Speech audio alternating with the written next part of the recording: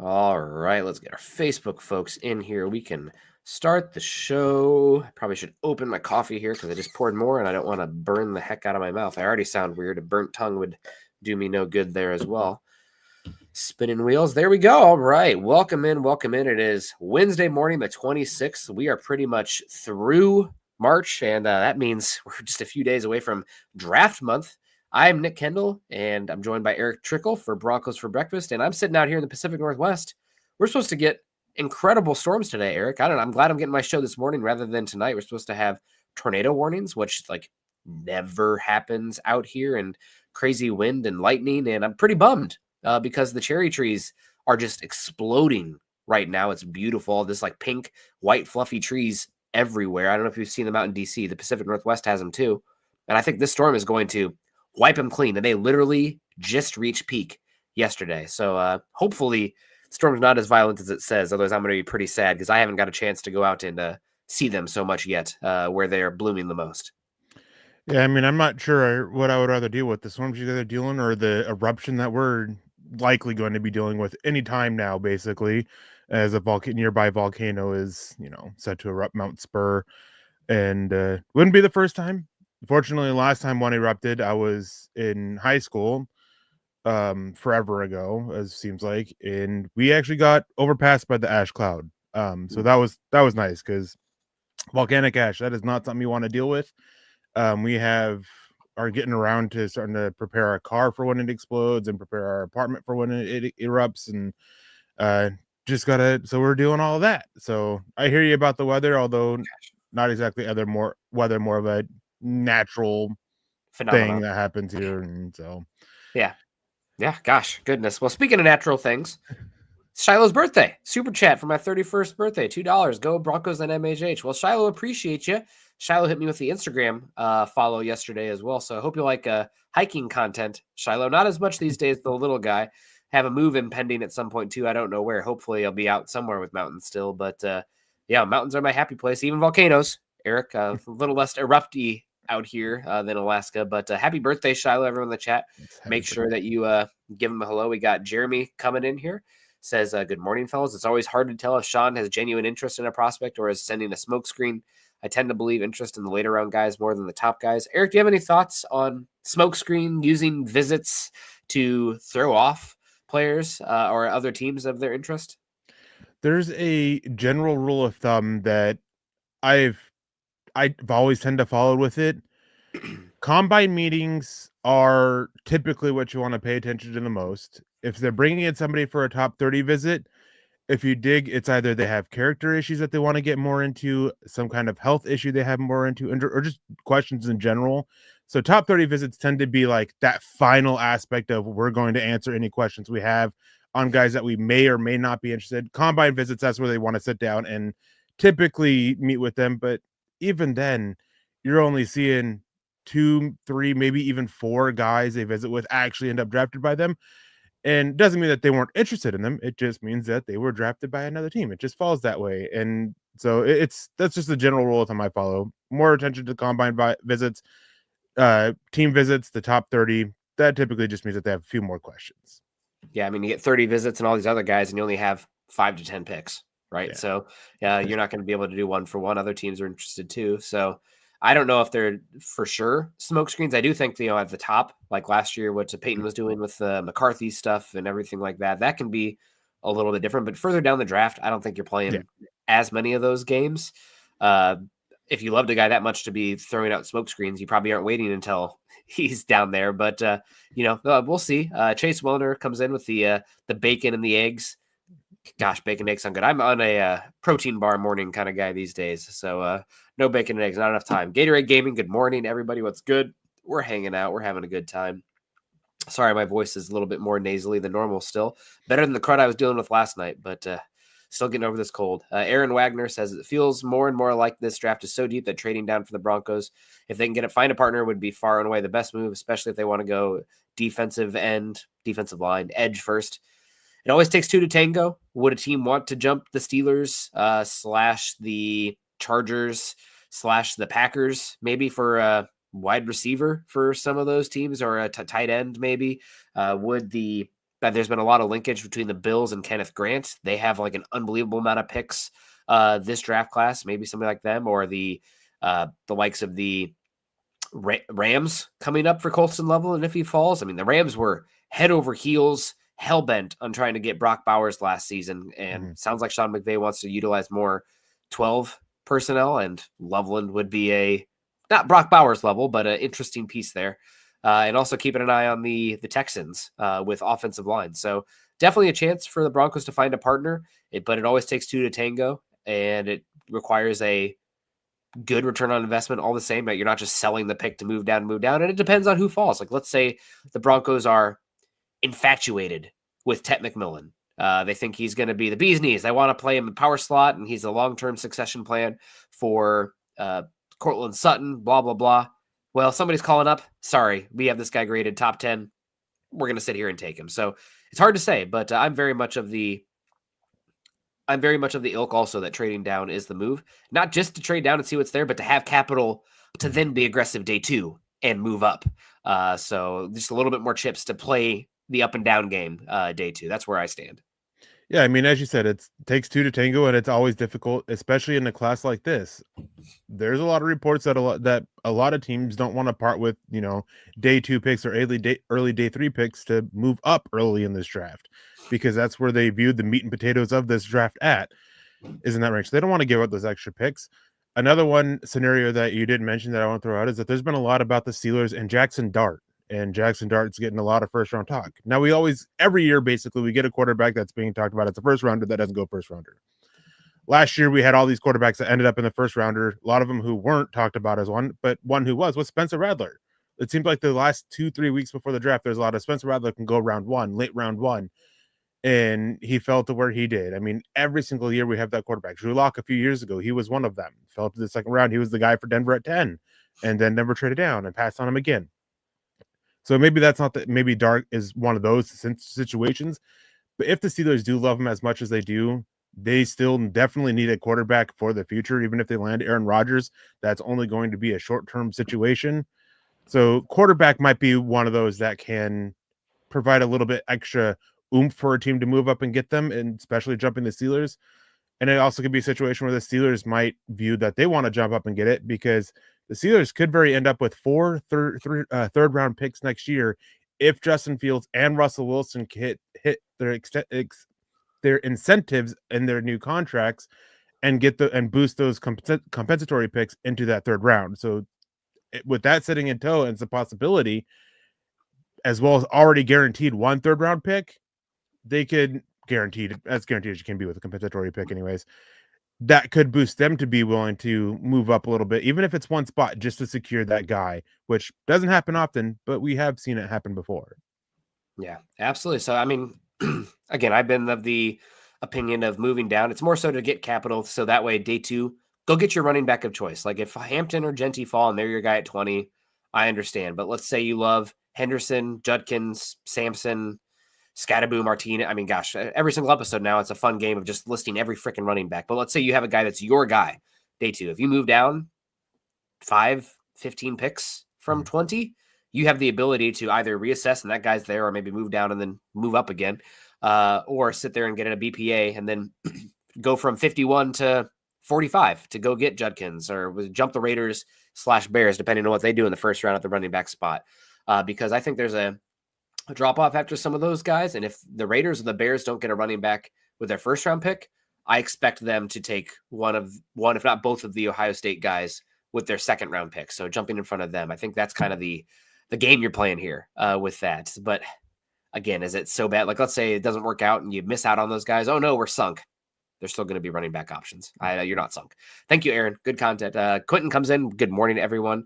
Great to see you. Hope you're doing well. I see people rehabbing here. Who's rehabbing? David Youngkin. Yeah, David. Hope you're feeling better on the rehab front. No fun. Keep at it. Keep consistent. We got our guy Jason Bonnie's in the house. Cherry trees, beautiful and bloom. Yeah, they're unbelievable. It's pretty awesome. I hope you're doing well. I see that Coach Chris is in here with a $20 super. Thank you so much. The man, the dude. Eric, you hadn't seen The Big Lebowski? I know It's once draft's over, take some time, watch The Big Lebowski. It's a classic. It's great. In Chicago for business. Love you guys. Go Broncos. Yeah, Chicago. elite city, one of the best cities in America as far as I'm concerned. I absolutely hate the Chicago Cubs, but everything else about Chicago's great. So hopefully you enjoy.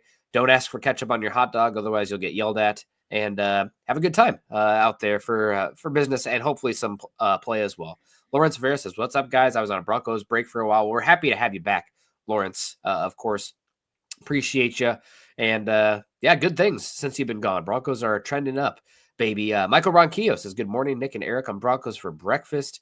Go, Bo Broncos, go. Hope you're doing well." Charlie says, "Me and Grace tuning in. Sean Payton can do anything he wants with this offensive scheme. He can throw a check down with the yak guys we have, or we can draft Igbuka, get a route runner." Yeah. I'm always a little bit skeptical of the appeal to authority, and nobody bats 1,000, right? Like there'll be misses that Sean Payton has, but so far, I mean, what he's done in 2 seasons, turning this team around with the handcuffs they had in place following Russell Wilson and the dead cap hit has been nothing short of remarkable and miraculous. That like he has enough cachet at this point that it's like if Sean Payton, like Trayvon Henderson at 20, I think that's risky. Given the injury history, given his limited snap count, given the tackle breaking ability, the size, everything like that.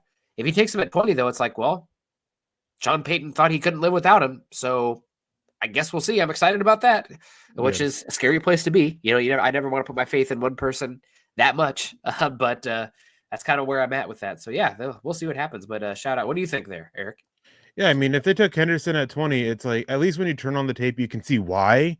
The big reason for me why I wouldn't like the pick, although I would still trust Payton and trust his vision in this, is the injury history with Henderson. If it wasn't for the injury history, then taking him in the first round, late first round, I'd be a little bit more open to it outside of it. But again, it's as you were saying, Sean Payton's earned that trust from us as fans and even as analysts, with you and I, to give him that leeway of, okay, you think this is a guy that you had to have, that you had to take him probably a little bit before anybody else might have been considering it, and to where you couldn't pass up on it.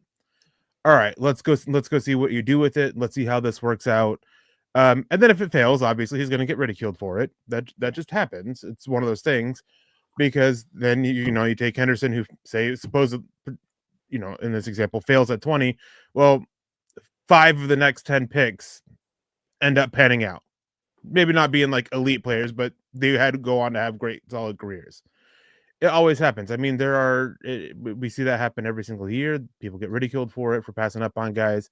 But again, it's Sean Payton and even George Payton. I've been very, skeptical of George Payton for a lot of the moves that he did, but he's kind of working with Sean Payton. He's really, improved a lot with what they've been doing. And it seems that those two have a really good working relationship, to where that them together also helps lead to trusting in them a little bit more. Yeah. We got Keith coming in here saying, "Good morning. Did free agency take any positions off the table at pick 20 for you?" I've been banging the drum on Twitter that like the moves that they've made for the most part should not change your plans too much. It just makes you less desperate for positions on the field. The one position that I feel like I'm talking about outside of both sides of my mouth is safety, just because the level of investment across the board and the solidness, and it's not a rotational position, so to speak. Now, if you still view Malachi Starks, the likes of Nick Manawari as like a super special player that like we're going to figure out 3 safety packages to make it work, and you are not planning on keeping Jones, or you don't, I mean, the contract says they trust Hufanga. I don't know, but that's the one where it's like, I find it harder to picture the 20th overall spot, devalued position, not super heavily rotated. They still have PJ Locke here. You can find safeties later that makes sense. So that's the one that I think drops a bit. But tight end, what other spots? A defensive line, linebacker still as well. Those are ones that, like, if you love the guy still, you have enough questions there long-term, different routes to the field that I think can get there. So safety is the one that I think, again, if you love the guy, at the end of the day, take him. But safety is the one I think lowers in probability of being selected at 20. And my thing is, I'm not sure safety was super in play at 20 even before signing Hufanga. The reason why it still can be is, even though with those contracts, Hufanga, that's a 2-year deal, and maybe we'll see about 3. And Brandon Jones has 2 years left, but it's only really 1 year, and we'll see about the 3rd. Yeah. And then PJ Locke, Denver can get out, cut him, say $4.5 million against salary cap. So there's still reasons why it could be, but it's still one that, like, Brandon Jones, he's shown no reason why you would cut him after this season. Like Hufanga, that's 2 years of investment. You don't want to waste 2 years on a rookie of, even if it's on a 5-year of somewhat cost control. You don't want to waste 2 years of that, ideally, at the safety position. And then tight end, a 2-year deal with Evan Ingram. Well, it makes it so you don't have to go after tight end no matter what. It's still a position in a contract with his age and injury history where if one of them's there, all right, go take one of them, because you still need a tight end. They still need to rebuild the whole room. The room overall still isn't great. Defensive line, maybe not a nose tackle type, but somebody who can, provide more versatility, play from 0 to 5 tech, which, someone like Grant possibly can do, depending on how much they view that hamstring injury and the athletic testing on it. But you still definitely need a 3-4 defensive end. Like, you still have John Franklin Myers and Zach Allen on the final year of their deal, and it doesn't seem likely that they will extend both of them. And then even at wide receiver, I mean, they seem to be fine with it, but Trent Sherfield should never be the type of player that impacts what you're doing at wide receiver. He's a special teams guy and a blocker, and that shouldn't have a major impact on it. So I don't think it should really impact anything, or did impact anything for them, outside of making it that they don't have to be desperate for certain positions. Yeah, and you didn't even mention it, but to add on to it, the tight end spot, Adam Troutman, 1 year of his contract left. Yep. You talked about rebuilding the room, but it's the impending, still turn of the roster. Yep. So tight end's still up there. And then linebacker, you have both your starters coming off of not playing very much last season. I mean, all three of your top three guys. The only guy who is fully healthy, is Justin Strnad. And I mean, we saw last season, you don't really want him out there if you possibly on defense. God bless him. Not his fault. No, that's just the state of the roster last season. But we'll know. But Justin Strnad, linebacker, probably not probable, but safety is the one. I think it's an underdog spot now for the Broncos at 20. And speaking of underdog, we need to give a shout out to our sponsor today. Yeah, so nothing beats March basketball. Bring the fun of a bracket of every game by making entries on Underdog. Underdog is one of the leading sports apps, and you can play now in your state. Do you want to win up to 1,000 times your money? Well, you can with Underdog.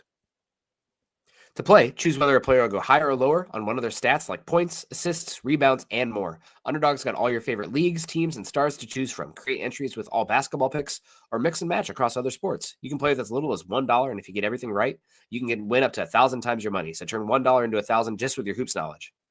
So download the Underdog app and sign up now using promo code MHuddle to unlock a special offer of up to $1,000 in bonus cash when you make your first deposit. Join in on the fun when you sign up with promo code MHuddle. Claim your special offer today and get up to $1,000 in bonus cash instantly upon your first deposit. Must be 18 plus, 19 plus in Alabama, Nebraska, 19 plus in Colorado for some games, 21 plus in Massachusetts and Arizona, and present in the state where Underdog Fantasy operates. Terms apply. Void in Colorado. Concerned with the play? Call 1-800-GAMBLER or visit ncbgambling.org. Arizona, 1-800-NEXT-STEP or text NEXT STEP to 53342. New York, call a 24/7 Hope line at 1-877-8-HOPE-NY or text HOPE-NY. Keeping it moving here. Want to say hello to more folks in the chat. Jake's in here. He said he had eggs today. Man, living the life. Colorado's in the house. Morning. I hope you're doing great. Yeah, getting over this cold still. We got Lawrence again says, I find high picks are just hype. Seems like round 2 is money. I mean, hype. You see that trade value chart. It's like a logarithmic decay graphic. I think we're doing it backwards for you guys there. But yeah, the top, you're more likely to get the blue chip guys. Where Denver's picking this year, I think probably the probability of hitting on a player from like the difference between pick 1 overall and 20 overall is the same as like pick 20 to pick 100 in this class.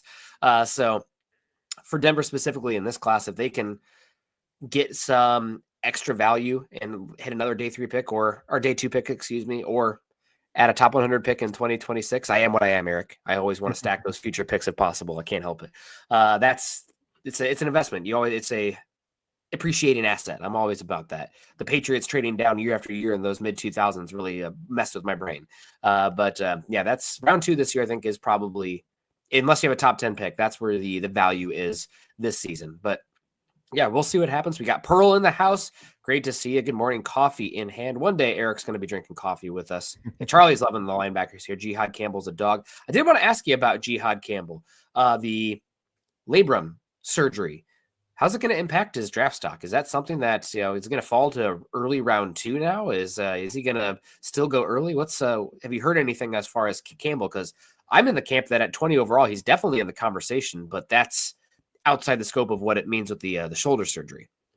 Yeah, everything I've seen about it is that he's still expected to be a go by about training camp, preseason, for plenty of time for the regular season. How much that hurts his, immediate development and, not being able to do a whole lot during rookie minicamp, basically rehabbing it. I don't know. I don't think it's going to impact his draft stock overall. It doesn't seem like it's going to. It still seems like his ceiling is somewhere in the teens and his floor is somewhere in the 20s. So he still seems to have that range, which is what he had before it came out about the torn labrum. So I'm not sure, and teams have been aware of this for a little while now, a lot longer than it's been made publicly known. And so we saw that before it was made publicly known. So I don't think it changes because teams knew about it. Yeah, absolutely. Gatorade hurting my feelings here. Says go Cubs go. Ugh, gross. He also, Jason says, even the crime rate. I can't speak to Chicago's crime rate. I know that there's some areas that are concerning, but I live in Seattle and I walk around. I'm a 6 foot plus white male walking an 80-pound dog. So I'm not really, I'm blessed. I'm for that front, I guess. I don't really think about that stuff so much, but yeah, I don't know, Chicago. Every time I've been to Chicago, it's a good time. It's a good city. I have not spent a lot of time there in the winter, though. It's a rough winter city. The wind whips through. But anyway, it's not called the Windy City because of that, though, Eric. It's kind of a weird thing. It's because the politicians are full of hot air in Chicago. But anyway, I digress. Moving on, want to give a shout out to Luca Evans over at the Denver Post. He has a nice compiled list here of a bunch of players the Broncos have met with. Oh my gosh, I scrolled down into the ad and who do I see but Chad and Zach's face? Goodness. Everywhere. Mile High Huddle. Good to see you guys. First players in here for the Broncos. Some linkage here. Not exactly meetings per se, or visits, but some players they've been linked with. Working on some UDFA caliber 6th round quarterbacks. Minnesota quarterback Max Brosmer from the FBS level to the Gophers. I think, but maybe it was New Hampshire he played at. I can't remember where he was at the FBS level. But he's met with Davis Webb, and also a guy that you talked about, Eric, Taylor Elgersma from Wilfred Laurie in Canada. 2 quarterbacks the Broncos have spent some time with. Any thoughts there? Yeah, I mean, it's a simple thing of you have Bo Nix, you have Jarrett Stidham. You like to have that third quarterback that you can work with. Lottery ticket, and it's the most valuable one at quarterback. I believe you should always take one, draft one, even if it's somewhere in the 6th or 7th round, just because of how valuable they can be. So yeah, I mean, if they take a quarterback with the 6th round pick, I wouldn't be surprised at all. Gives them a third quarterback, and they'll probably bring in a 4th either as a veteran free agent after the draft or as an undrafted free agent. Let them compete for the third quarterback spot on the roster if they keep 3, or for the practice squad. Somebody that they can work with and try to develop a little bit, see what they can get out of, and see if they can't either turn them into a backup for Bo Nix going forward, or turn them into something that a team's like, okay, we'll give you a 5th round pick for this quarterback that you drafted in the 6th or 7th round or got as an undrafted free agent, and just try to flip it for a positive return. Yeah, I did want to give Keith's youngest happy birthday shout out to Ari. Happy birthday, Ari, your youngest. So congrats to them. Another trip around the sun. And I don't live in the suburbs. I'm in a neighborhood, but I work next to where the Chop Zone was out here in Seattle. I'm around there walking lunch, whatever. And I don't know. I don't have PTSD or anything like that with the stress there. So I'm not constantly scanning my surroundings or anything. Unless I'm in the wilderness hiking by myself. Then, high alert mountain lion bear area. But we're chilling. Other guys the Broncos have met with, running back Ollie Gordon, somebody that we took round 6 for the Broncos in one of our mocks on Monday. Eric had a very good 2023 season. Some people thought he was potentially running back 1 coming into the season. Horrific this season. What happened, and are we right to say round 6 for Ollie Gordon?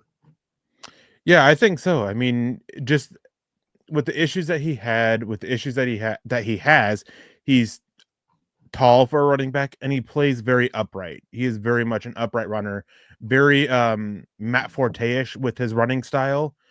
So yeah, I think round 6, I think that's fair. I could see him go. I don't think maybe he won't be there, but I don't think it's going to be like, oh, he's not there because he went in the 3rd or 4th round. He won't be there because he went just like 10 to 15 picks earlier than the first 6th round pick, late 5th, earlier 6th kind of thing. yeah, it's just been a rough year. His running style, the athletic testing wasn't ideal for didn't match expectations, I should say. And then, just again, so many questions about his game in such a deep class. There's going to be guys are going to fall, like plain and simple. You're going to get running backs to fall when we're talking about 35 to 40 people with running backs with draftable grades. They're not all going to be gone by the 5th round or the 4th round. They're going to be drafted throughout, and Ollie Gordon's just one of those guys. He's in that same grouping of like Marcus Yarns, LaQuint Allen, Brashard Smith. You can start hearing their name called like about 150, and they'll probably all be gone. That group of running backs will probably all be gone by about 210, 215.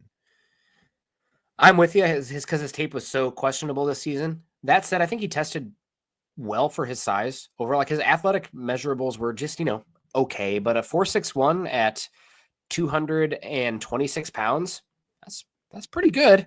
Verticals, I mean, they were all like in the 60, 50th percentile, but with the size, like if Denver took him the 4th round, I'd be like, man, that's a little early. But if you look at 2023, he's the top 100 player. So maybe he's dealing with an injury last year. There's questions that we won't be privy to. Maybe it was, the whole Oklahoma State team freaking imploded last season. So another player that we have confirmation the Broncos are going to bring in for a 30 visit at running back as we're running through some of these positions. Jaydon Blue, absolutely explosive player, probably one of the best wide receivers, pass catching backs in this class, like as actually being like, I love Travion Henderson, but like Henderson wasn't flexed out in operating in space like a wide receiver. His impact on the pass game was like check downs and making stuff happen, which don't get me wrong, is valuable, but I don't know if that's necessarily Joker. Jaydon Blue has Joker tendencies where like he blurs the line between wide receiver and running back. Ran a 4.25 to 4.28 at the pro day. Let's say that's juiced a little bit. Let's just call him a low 4.3 guy. That's still really good. Not necessarily a great runner. If he gets a runway, he can be really explosive. You watch that Clemson game this season. He has a few house calls, and that one that is just like, holy, like Clemson has athletes out there, and he is just blowing past them. But he does have a fatal flaw that I'll leave it to you because I know this is something you are rightfully harping on. But Blue for me, 3rd round, 4th round. If you can, he's in the Tootin category for me as far as like super freaking explosive. I'm concerned about this one factor. Yeah, and this one factor is something that I wouldn't even be considering him before one of those 6th round picks. And he has a historically bad fumble rate. I spent most of my day Monday after the show and yesterday going through historic, running back fumble rates over it. And as far as I could tell, maybe I missed somebody, maybe my math was wrong there a little bit. I, always try to double check, triple check my numbers. I did not find a running back in the last 15 years who was drafted with a fumble rate anywhere close to that, especially in the top 100 or 150. I can't remember exactly what it was because I know I messaged it to you. And then you add in the fact that I think the next closest one to be drafted guy ran like a mid 4.3 40, and he was drafted in the 7th round at like one fumble every 47 or 48 carries. Jaydon Blue he fumbles once every 30 touches. And I know that there's some concern because, his slower combine time has been reportedly due to a partial tear in the groin. And there's been some rumblings that he was dealing with that throughout his this last season at Texas. The issue is that he actually showed a little bit better ball security this last season at Texas than he did in 2023 when he wasn't hurt. He fumbled once every 26 carries in 2023, once every 34 this last season. So improvement, and that's something that's like maybe you can go in improvement. But I have never seen a running back make such a drastic change with their fumble rate from college to the NFL to where that 1 in 30 becomes closer to that acceptable, at the minimum, 1 every 80. Like that's the bare minimum that we're talking about for fumble rate that teams are okay with that I've heard. One out of one every 100 is typically what you want to look for, and 100 plus is just outstanding. I just don't think that you'll have it. Maybe he's a guy that you extremely limit the touches on, as we're going to throw, we're going to try to get you the ball maybe 5 to 10 times a game. and try to get that big explosive play and then cut back on the potential for a fumble. But it's still such a risk with him that I said this in the group chat. I'm very curious to see where he falls, because like that explosive speed, and he's so electric and so fun to watch. But do you want him fumbling? Because I mean, even at number 2 running back, that's 10 to 15 touches. Do you want him fumbling every other game or once every 3 games? In an NFL where possessions per game are dropping and possessions become such more valuable, do you want to risk giving that up? I'm very curious to see where it's going to fall. And if it's for Denver, I hope it's not until one of those 6th round picks. I think he's explosive enough and a good enough pass catcher that I think if he was fully a wide receiver, I think he could live in the NFL. Yeah. I think the wide receiver explosive ability is that good. So if they took, I think 3rd round is rich for me, but 4th round, I'm okay with it. Same with Tootin, same with a number of the. I mean, we keep coming back to it. It's even well. Let's say you pair your 4th round pick and your 6th round pick, and you get up top of the 4th round, or you somehow and go get that guy. I understand it, but again, this comes back to appeal to authority. I trust Sean Payton at this point, but there is risk with the profile, no doubt. Him and Tootin in that area, but Tootin's a little bit more explosive as a runner. I think he's got a little bit better strength, but Blue's pass catching ability. I mean, he might be the best pass catching back in this class. You don't think so? I think as far as I think he's top 3. I don't think he's the best. Who's the best? I would probably put that on either on Brashard Smith or Woody Marks. I think those two are better than Blue. Okay, I think, and I hear what you're saying. It's the explosive playability that I think Allen laps them, and that it's so hard to get explosives in today's NFL.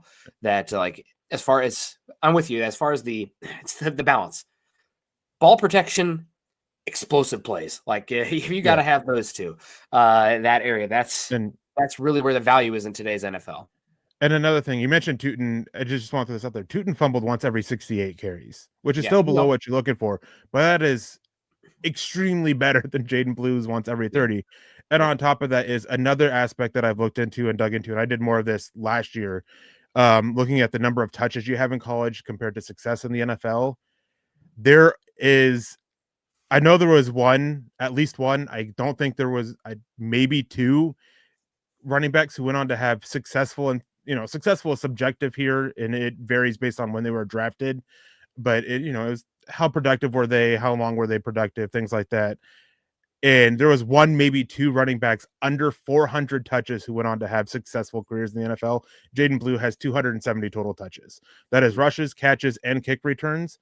And then obviously 800 plus, 750 plus, that's the high end of it where they don't go on to be so super successful. So 400 to 750, 800, that's typically what we want. And Jaydon Blue falls underneath that as well, which just adds to the risk.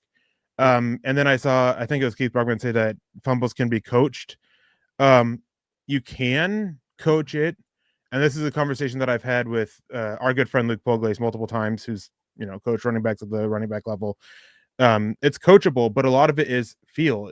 You have to change the way that they carry the ball and, instill in them that mindset of, we're going to protect the ball. We're going to do that extra step of protecting it, of covering it up, and changing their mindset can be difficult, and getting them to break their comfort level with how they carry the ball can be difficult. So it can be coached. It's just difficult to coach because of what you have to break down and rebuild. Yeah. We'll see. I mean, you mentioned Smith as well with the injury or the fumble stuff. So again, Brian Billick was ahead of the time with his metric that he used called toxicity. I'm trying to find, I wish somebody was still out there doing that. And I wish they would also bake in negative plays into the toxicity rate, because it's not just so toxicity uses fumbles plus explosive plays to figure out a team. But also we saw last year with the Broncos and how much they emphasized it. Avoiding run stuffs and avoiding sacks are also extremely important. So maybe we can invent the Kendell Trickel statistic and come up with something there to weight those. But it will be definitely something that's really, really valuable in today's NFL. And the Broncos also meeting with a number of round 3 to round 6 wide receiver types. Jalen Royals, Utah, had injury last season, but a Luther Burden-like kind of player. Really fun highlight package down the field. Ty Felton, who's dealt with some quarterback issues at Maryland, but ran unbelievably well. I feel like if he was at bigger, more competent passing program, we might be talking about him more in the top 100. I still wouldn't be surprised if we went top 100. He's slept on. He's really talented, tested well, moves well. Definitely a Z type as well. If you have questions about your likes of Troy Franklin, Arian Smith, potentially the fastest wide receiver in this class, stone hands, my God, but he is a track guy. You're talking round 6. If you just want him to clear out space, because you still have to account for the guy there, because you cannot, again, explosive plays. He's somebody who is, I don't know if he was the fastest wide receiver, but he definitely is one of the fastest wide receivers. And then somebody who is, I feel conflicted on because I really like him, and I don't want to like him because he spurned Iowa in the transfer portal a number of years ago. Good decision by him. Excellent call as a wide receiver to do that. But Isaac TeSlaa came from small school in Michigan, went to Arkansas, big slot player, also tested unbelievably. I mean, he's 6'4", 39.5 vertical. Just if you're looking for a guy to clear out space from the slot, really questionable pass game at Arkansas the last couple of years as well, but he has a lot of potential. So those are some of the wide receivers. Again, you're talking round 3, round 6. Denver's putting in some work there. Yeah, Isaac TeSlaa, he's, you mentioned Monday about one of these times we got to do a Our Guys episode, and I'm all for it because Isaac TeSlaa would be one of them. He is one of my favorite wide receivers in this class. I don't think he'll go top 100, but at the same time, it wouldn't surprise me if some team did, just because there's still so much room to go from. And he's been rising throughout this process. He helped himself at the Senior Bowl, had a really good Senior Bowl game. And if I remember right, he came in late to the Senior Bowl. He wasn't there from day one. I think he came in on the second day and had to pick up things. And it was one of the guys that the coach he was with absolutely praised him because he was constantly texting, asking questions, trying to, make sure he got everything down for what they're doing. The work ethic's not questioned. Is he the most, is he the best blocker out there? No, but he's going to give you 200% every single snap and at least do something beneficial for you. Just may not be the best technical wise. And, he's he can make some of those contested catches. Like, he is just one of those guys that you can have a little bit of everything for him, and he has some positional versatility as well. He is just one of those guys that, he's being slept on a little bit because of that Arkansas passing game that he had to deal with. So the production's not great, but he has much better tape than the production would suggest. Yeah, absolutely. And guys, we're going to be wrapping it up here pretty soon. Please click the thumbs up if you're enjoying hanging out with us today. We got a lot more eyeballs than thumbs up. So we're getting through the draft. A lot of guys the Broncos are meeting here. I really like Isaac TeSlaa as well. And I think he can play the perimeter. He's got the ability to decompress defenses as well. I mean, we talked about the athleticism measured in at, let me see here, 6'3", 214 pounds. That's good size. Tested 94th percentile in both vertical and broad.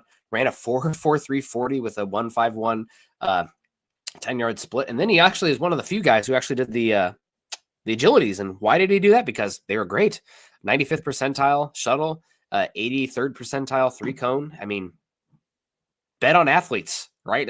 He's a guy who's an athlete, and he plays physical as well. So I really like TeSlaa, and I also like Royals. I think he's probably one that 85 is what I'm curious about there. I know that Benjamin Albright, they like their wide receivers. They're not going to go on well. They're putting in the work all the same. So we'll see. Arian Smith, round 6. Ty Felton, round 4. I think probably those are the guys you're talking about there with those picks. But yeah, Broncos have been putting in some work there. They also worked on one of my favorite sleeper linebackers in this class. Hasn't been in for a visit yet, but Nick Martin, again, back to Oklahoma State. Had an injury last season, not a overly physical imposing player, but man, he stats on stats. Teams are really just, let's call it as it is, piss poor at evaluating linebackers because the space that they play with, the schemes that they play in college, just is not translatable to the NFL. It's much more condensed in the NFL, the smaller hash marks, just the different body types. So what's a good linebacker in college doesn't always tend to translate to what's a linebacker in the NFL. So taking guys that are fit the physical profile, at least like aren't outliers, that you trust the intelligence, like move well enough. Those are worthwhile bets to take. And I think Nick Martin is one of my favorite guys. Like, again, I think round 4 is probably a little early, but moving around day 3, if you took him, I think he's got a chance to be your starting linebacker come 2026, replacing Alex Singleton and Nick Martin, who I like a lot. That's a little surprising because you're normally one of those guys that doesn't like those smaller linebackers. I'm a little bit more okay with it, but again, like day 3, like I think he's so like Josie Jewell is smaller, right? But he just like was always at the. But Josie Jewell didn't play at 215 pounds. Yeah, that's true. Yeah. That's the thing with Nick Martin is he played last season at about 215 to 220 pounds. I think at the combine he came in a little over 220. Yeah. But PC guys bulk up a little bit for it. And I don't have his testing off the top of my hand, or can't even remember if he did testing or not at that weight. But yeah, he's an interesting one. It's the way he sees and has the football intelligence and all that with the game, the awareness that he has. I mean, we talk about bet on athletes, right? Linebacker is one of those positions where, I mean, you could still bet on athletes, but you want to bet on the football instincts, the IQ, the awareness. And Nick Martin, to me, like he has that, even if he plays a little bit smaller. And I think he has a frame where you can get him to consistently play 220 to 225. I think 230 will be pushing it because does have a little bit of a smaller frame as well. But I like him. And as you said, day 3, if we're talking about trading up to get him in the 5th round or using one of the 6th-round picks for it, I'm fine with it. Yeah. You're right, though. I typically want a little bit more mass, like 235. But man, he makes plays. That's just he's around the ball. Guys that the Broncos have confirmed visits on. Another quarterback, Cam Miller, from up the road of Iowa City, Solon, Iowa, out there. Played at North Dakota State, though. Pretty good player. Again, probably an undrafted free agent. They met with Trey Weedig, a 6'7", 319-pound transfer to Indiana this last year after a few years at Wisconsin. Probably again another undrafted guy. They brought in DJ Giddens for a visit.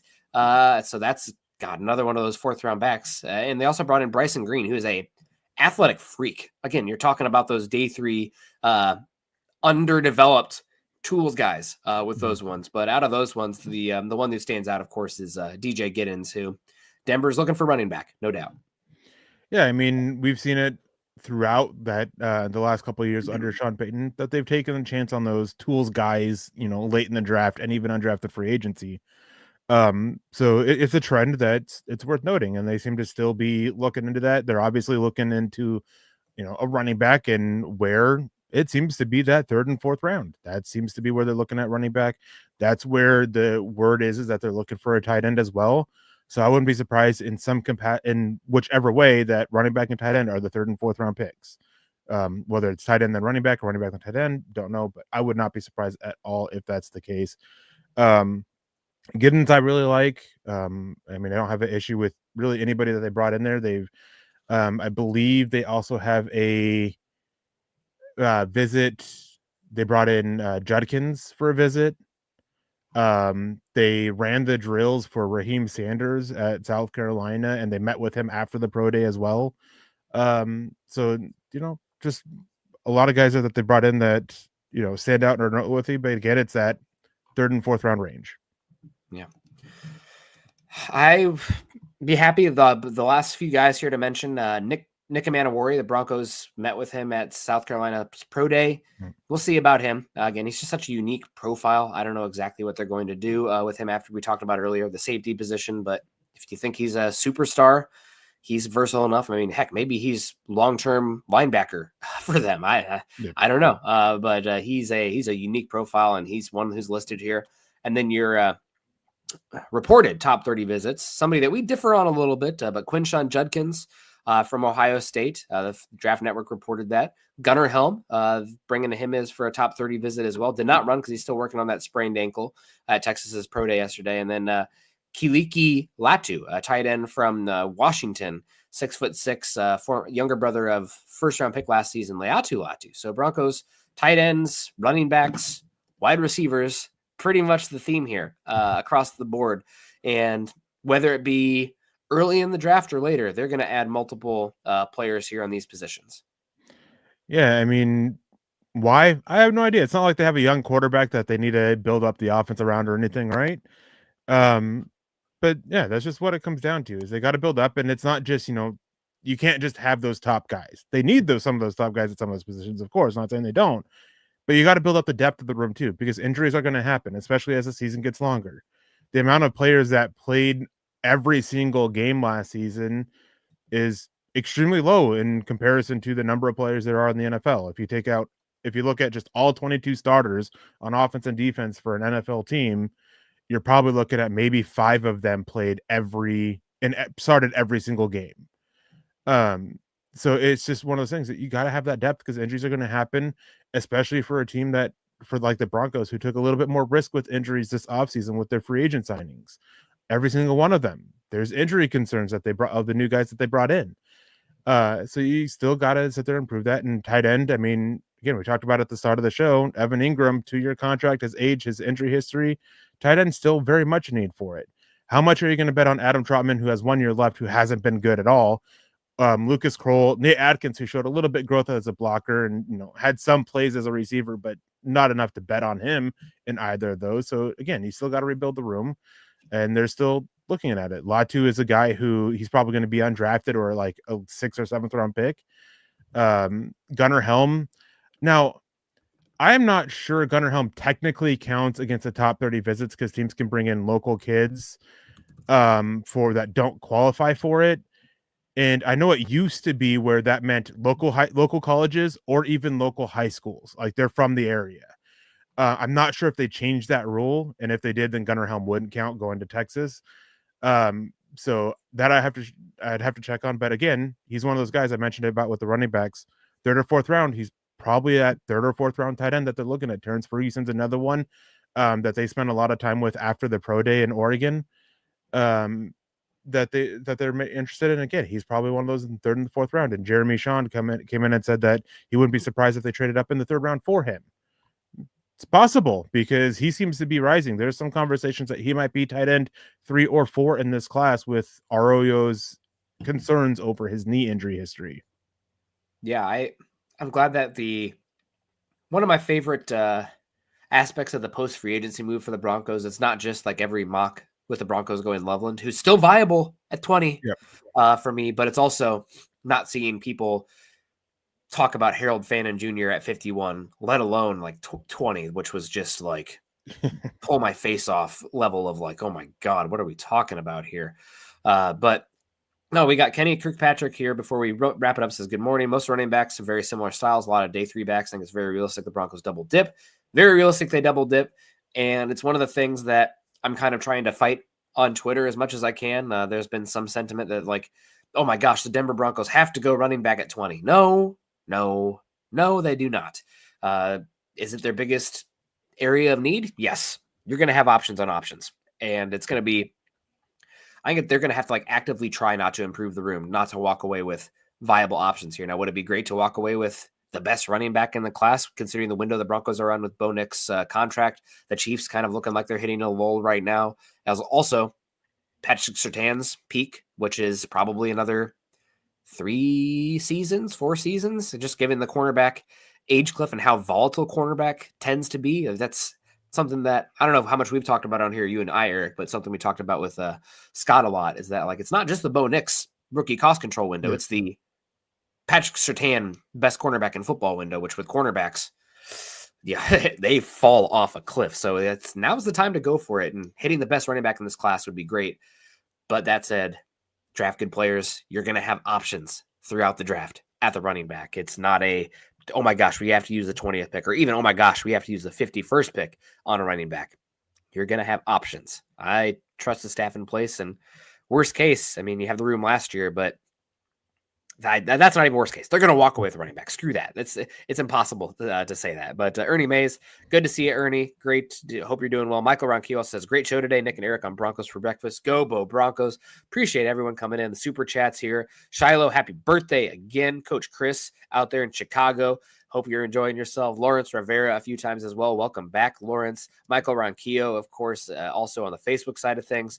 killing it today. Make sure you guys are following Eric and I on Twitter. Eric's at Erick Trickel. I'm at Kendell, MHH. Also follow us at Mile High Huddle. If you haven't done so yet, we're over at facebook.com/Mile High Huddle and facebook.com/Mile High Huddle pod. And as that ticker says there underneath, please subscribe, like, and share. If you're joining us on Facebook, wherever, click the thumbs up. We got Williams coming in here. Morning, guys.